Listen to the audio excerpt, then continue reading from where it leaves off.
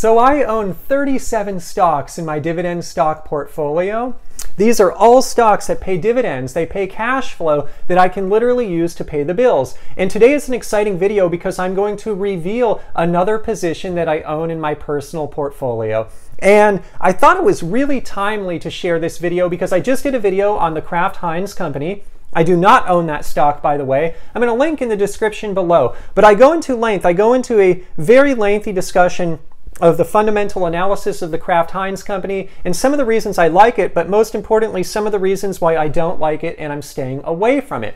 And one of the reasons why I personally stay away from the Kraft-Heinz Company is Warren Buffett and 3G Capital have a 51% controlling interest in the company. They have a lot of control. And there's a lot of reasons and history that go into that, so if you want to learn more, check out the description below. I actually used to own the Heinz Company, and so some of that history I have with the company is one of the reasons that I'm not as interested in it anymore, because as a dividend investor, I like to hold on to something forever, and there's been just a lot of change there. And so check out that video, it's a good one. But what happened is after posting that video, I got a lot of questions. A lot of questions specifically about Warren Buffett, and a lot of questions about the Coca-Cola Company. And people were asking, hey Ian, do you like to stay away from things that Warren Buffett is involved in? Do you like to stay away from all of the companies that he owns? What do you think about the Coca-Cola Company, one of his most famous investments? And what I want to say today is, of course, I own the Coca-Cola Company. This is one of my core positions. This hasn't been a stock that I've been in for a while. It's well known, obviously, one of the biggest and best brands in the world. That being said, this company has been facing some really interesting, almost wacky times. They're doing some really interesting things with their business right now. So it's a complex stock analysis. So in the analysis today, I'm going to talk about why I own this. I'm going to do a fundamental analysis. I'm going to share some insights. And I think these insights are going to be really, really helpful, not only on the fundamental dividend analysis standpoint, but just my overall philosophy as well. So get ready. This is going to be a very, very exciting dividend investing video.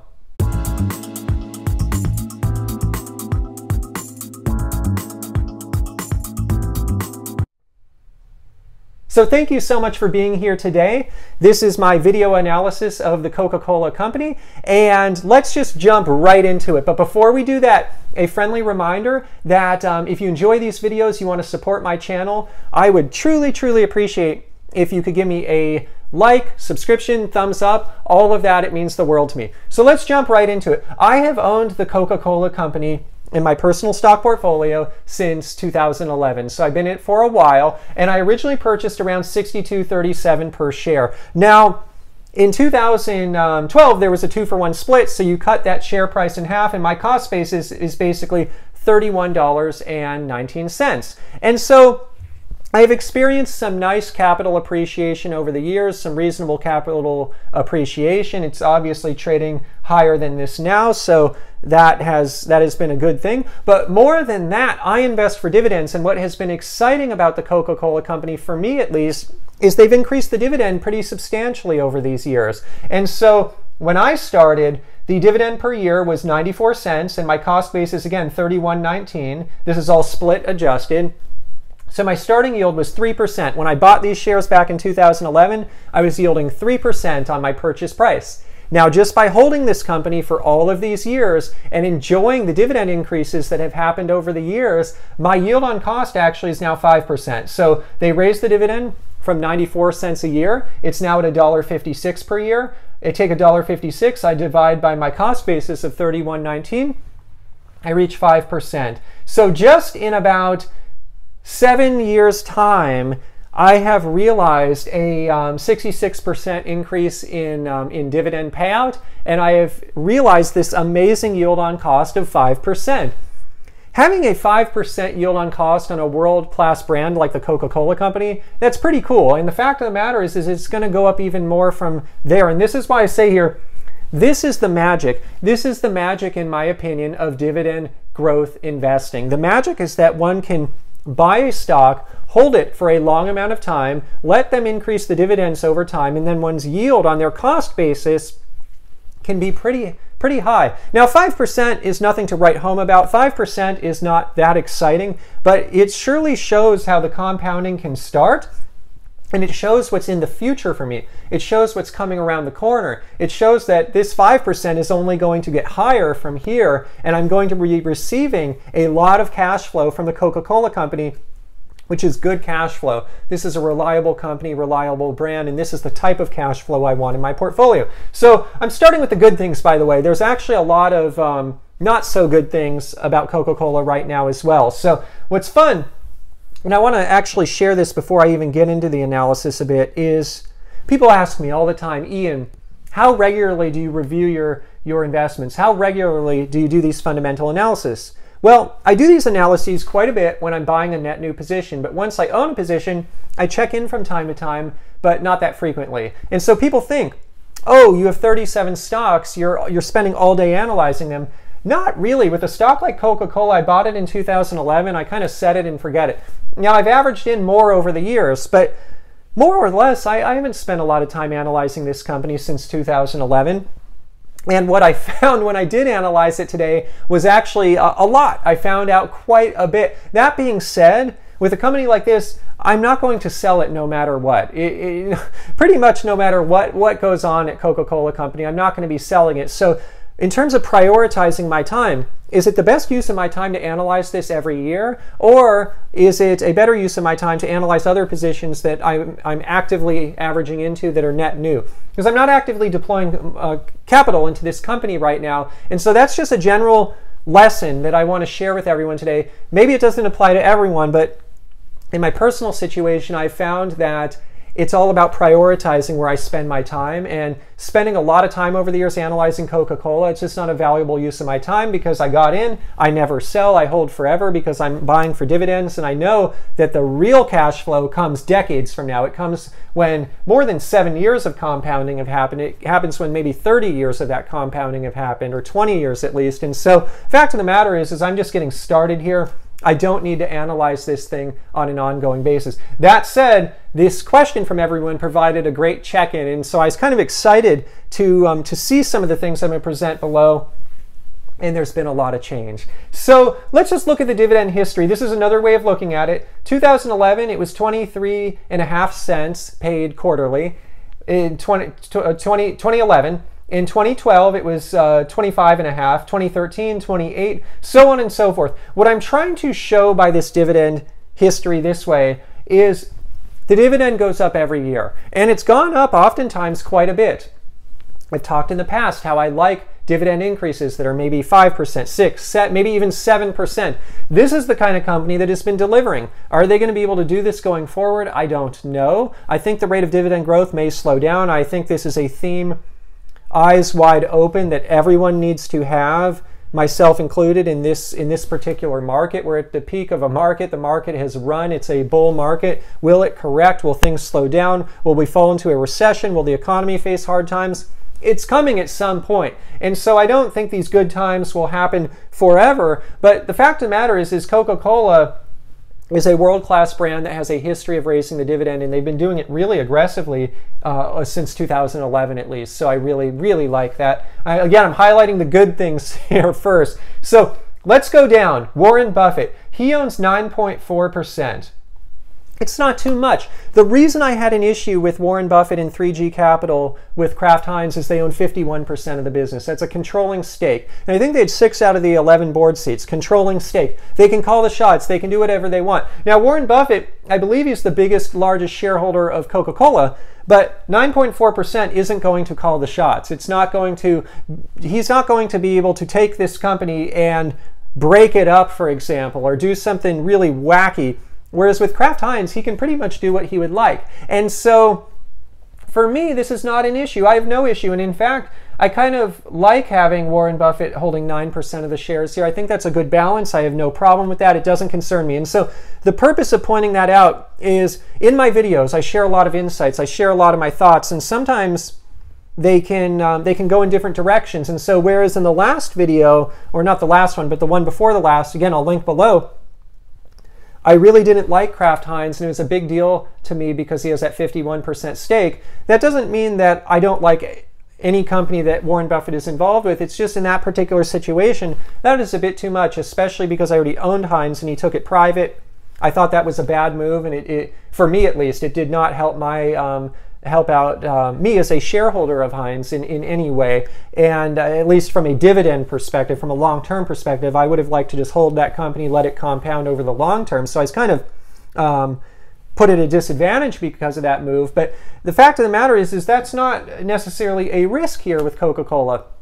Also, this company has a phenomenal market cap. They're really big, 188 billion.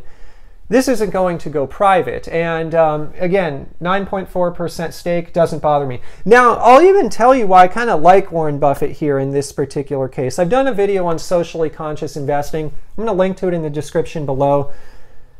If you've been here on my channel a while, you know that I believe in the kind of free market forces, and I believe in especially in the consumer's ability to make decisions for themselves.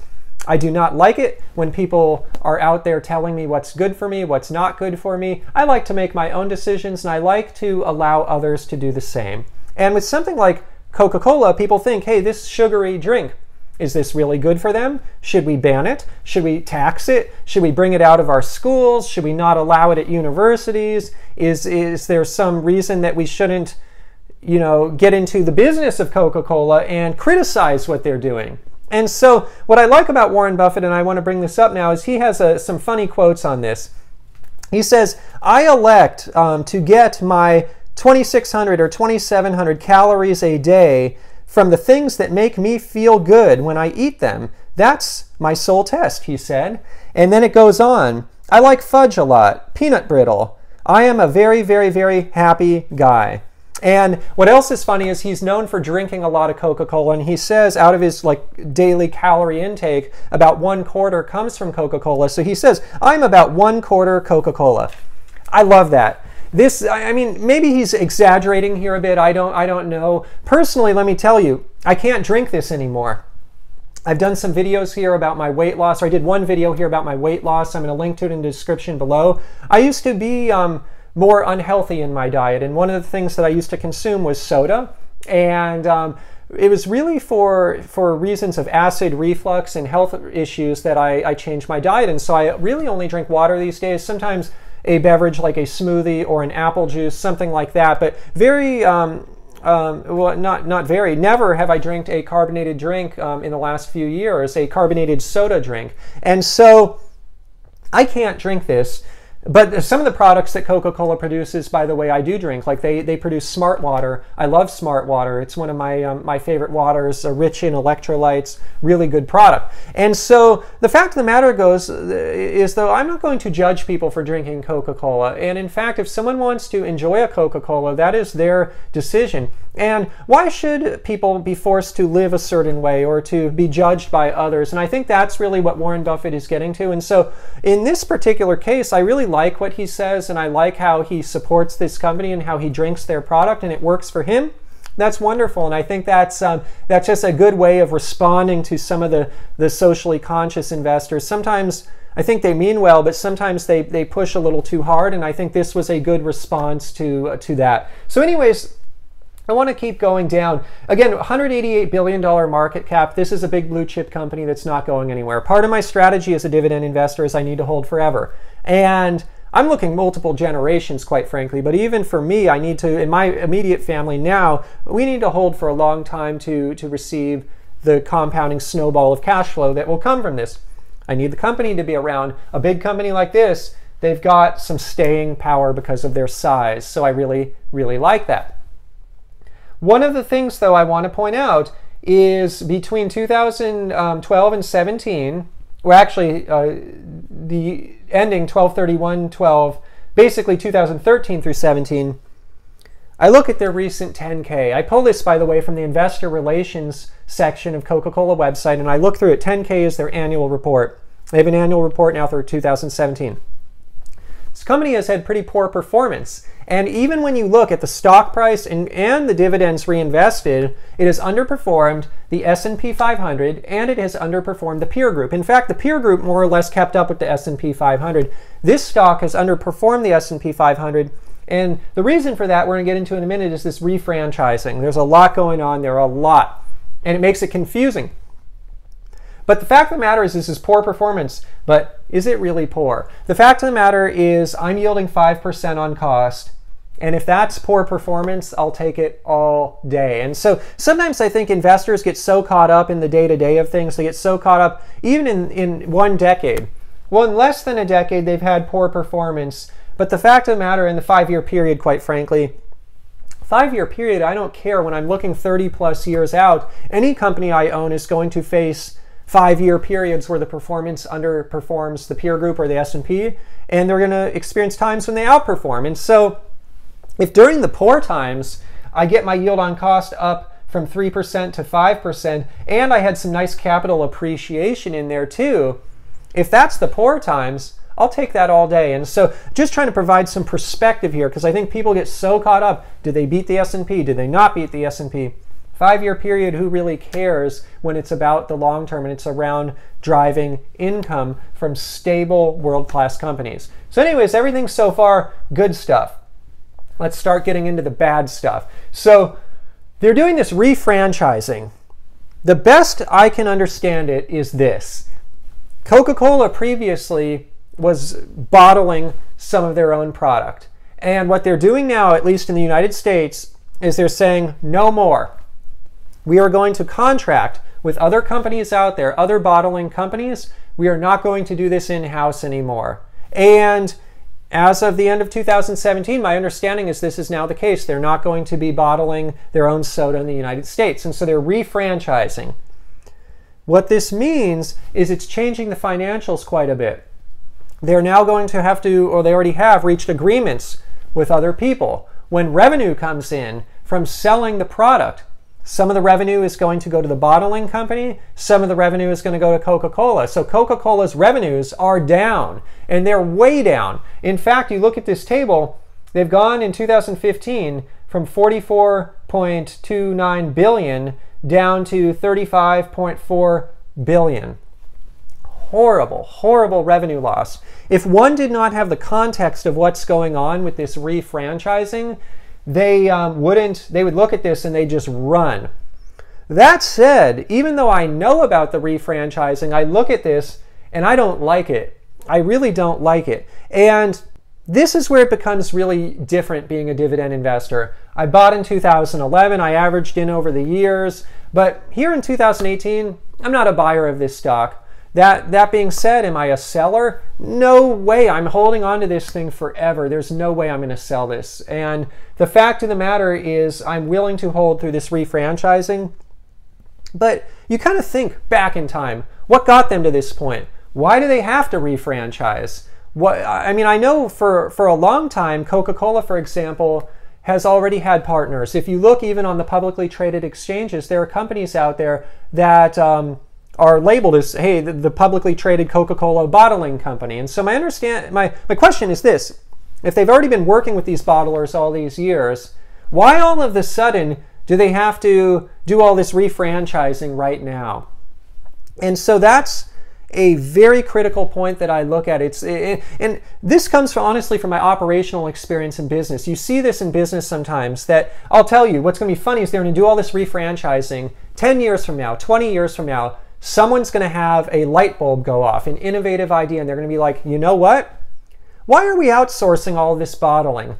Let's bring it all in-house. Let's do our own bottling. And they'll give it some fancy name. It'll be a big corporate initiative, and everyone will gain so much fanfare around it, but everyone will have forgotten, wait, didn't you guys get rid of all the internal stuff back in 2017? This is how business works. I've seen operations. I've seen this kind of thing happen. This is what kind of worries me a little bit about Coca-Cola, is I see this as just one of those initiatives that, yeah, it'll pay off, but someone's going to have the idea to bring it back in-house in 20 years from now, and it'll probably happen, and it'll be all the same in reverse. And so I never get excited about this thing, but I've got the perspective to understand it, and I've got the perspective to be eyes wide open when I get into a business. Now, The reason they're doing this refranchising is the sales and the revenue that was being derived by doing the bottling in-house. It basically carried no margin or next to no margin, sometimes negative margin for Coca-Cola. So the idea here is we can push the bottling out of the company. We can expand our margins. In fact, we may even be able to grow our margins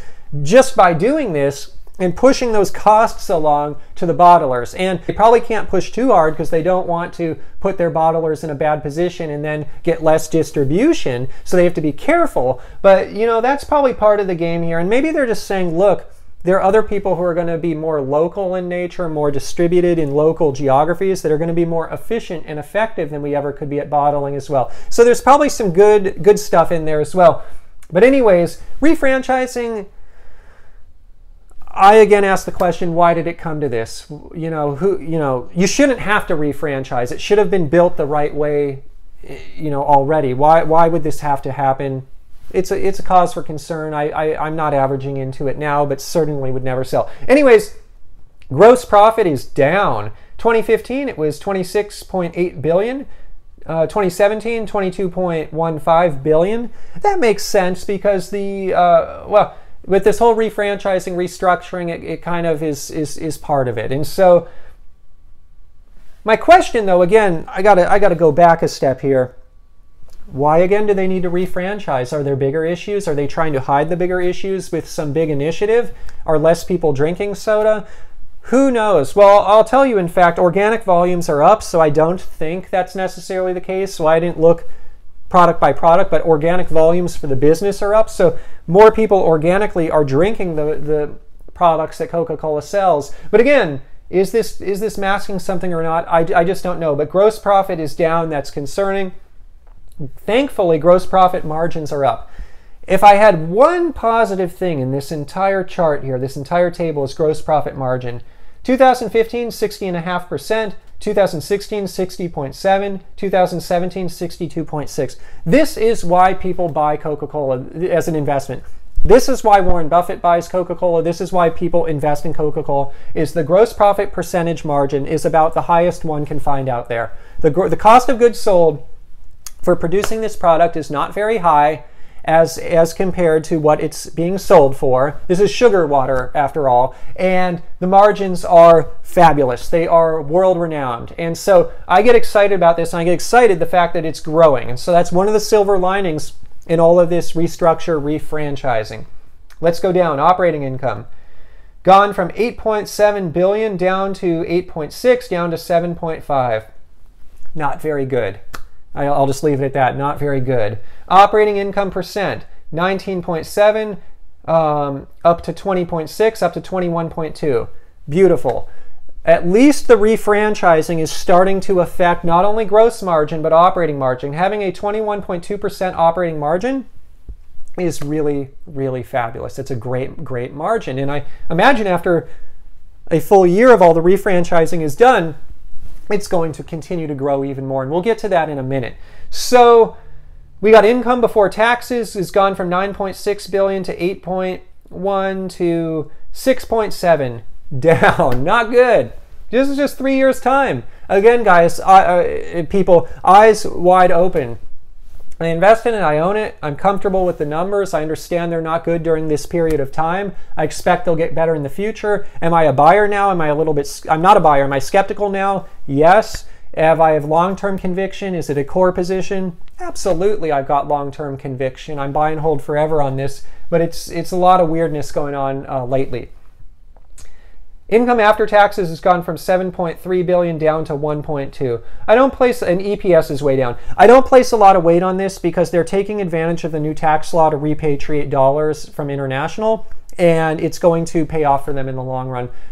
Most financial analysts are very bullish on the tax reform as it pertains to companies like this, and so they took a short-term hit to get dollars back into the US. They're restructuring, they're taking advantage of the tax law. That's what's happening. And so that's why income before taxes is more important to me than after taxes at this point.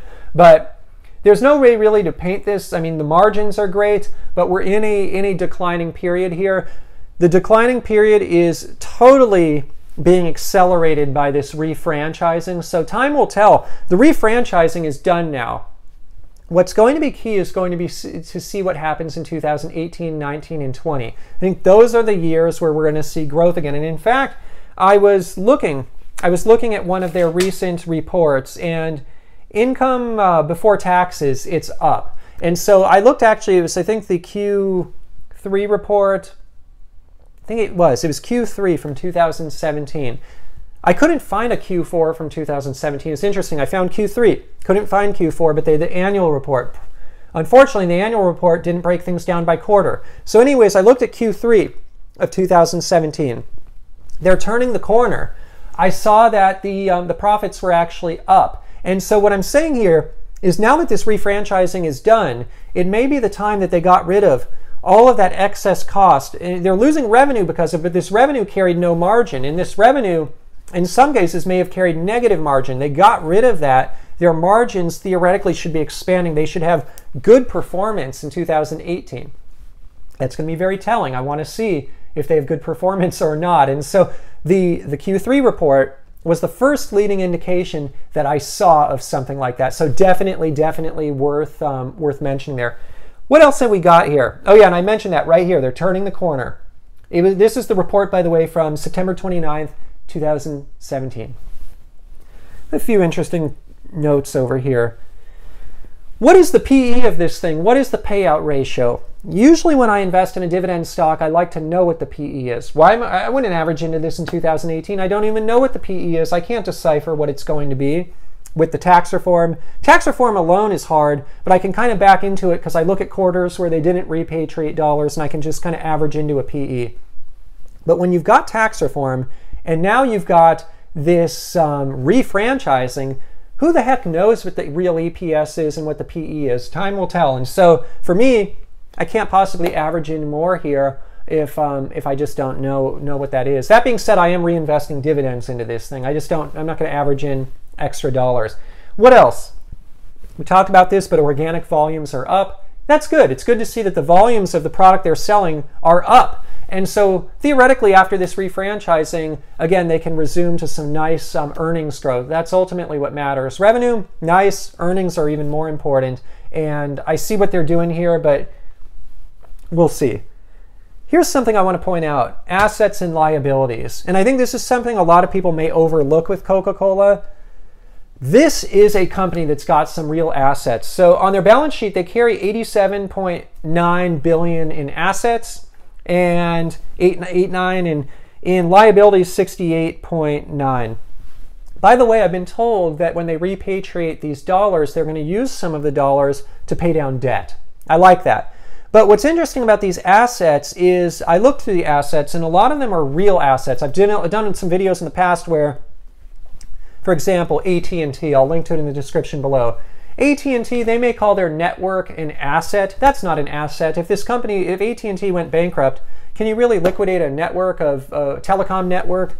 Probably for pennies on the dollar. What I love about Coca-Cola is they've got $6 billion cash, $9 billion short-term investments, marketable securities, $5 billion, equity method investments, $20.1 billion, other investments, $1 billion. Basically, I add it all up, it's about $42.6 billion.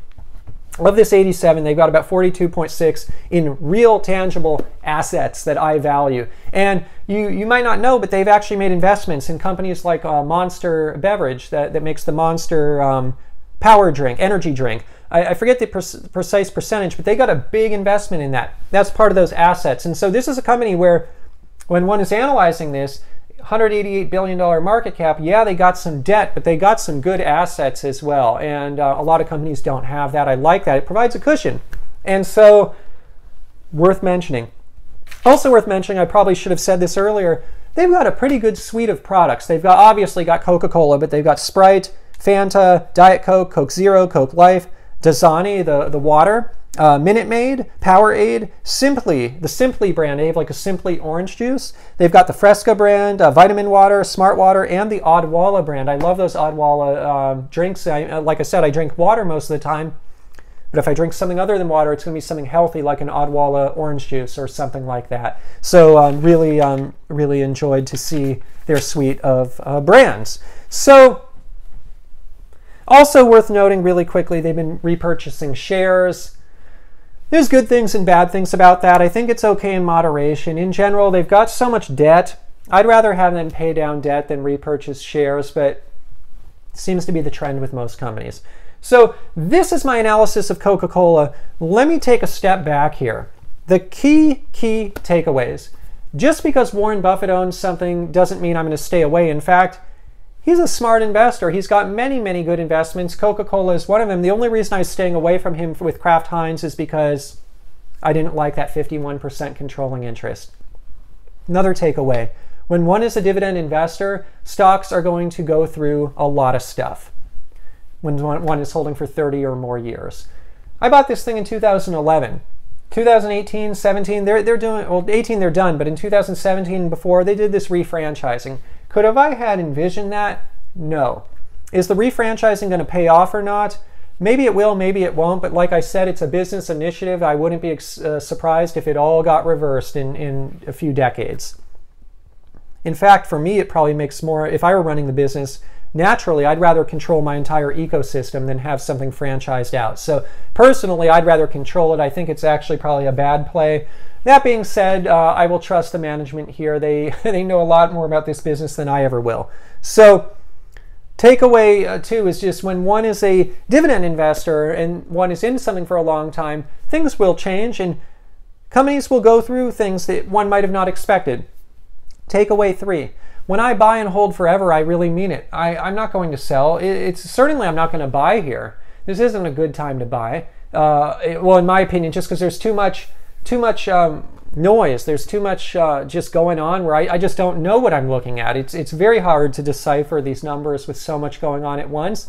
I need, typically when I invest, a better baseline so that I can use numbers and I can use logic to determine what's really happening. And so that's an important takeaway here. That being said, I'm buy and hold forever. I think takeaway four is this is Coca-Cola. Of course I'm going to own Coca-Cola as a dividend investor because if there are very few brands that have this kind of staying power. And when I'm looking out as far as I am, I need those brands with staying power because I need things to compound over time and I'm willing to weather the ups and downs. And I think takeaway five is a lot of people get skeptical out there about sugary drinks and Coca-Cola and they're socially conscious. And I just like how Warren Buffett thinks here. It's like, let's not push people's agendas on this company. Consumers have free will and they should have the choice whether they want to drink these types of drinks or not. Personally, I used to. I don't anymore. But I do love their Smart Water, their Odwalla, their Simply brand, Simply Orange Juice from time to time. Those are all good brands. Dasani water. So every consumer can make up their own mind, just like I have the liberty to make up my own mind. So very complex discussion today, probably one of the more complex fundamental analysis. So I was really excited to do this one. I'd be curious, do you own Coca-Cola? Do you not own Coca-Cola? Put it in the comments below. And what do you think? Is it a good company, bad company? Is it a good time to buy, bad time to buy? I don't know if it's a good time to buy or bad time. I can tell you though, I'm not buying just because I have enough of it. I feel good about what I've achieved with the company, the 5% yield on cost, and from my first purchase at least. And I just don't need more of it at this time. It's not in the cards. I see better values out there that are more predictable. They're values that I just understand quite a bit more than looking at these numbers. So before I leave today, a few things. I really want to thank everyone. If you made it this far, thank you for hanging in. If you enjoy the video, please give it a like, a subscription, a thumbs up. All of that means the world to me. Also, before we leave today, just a friendly disclaimer. I am not a licensed investment advisor. This video is not investment advice. And my content on my YouTube channel is not investment advice. It's just for your fun and entertainment. If you are going to go out and invest in the stock market or anywhere else, please do consult a licensed financial advisor first.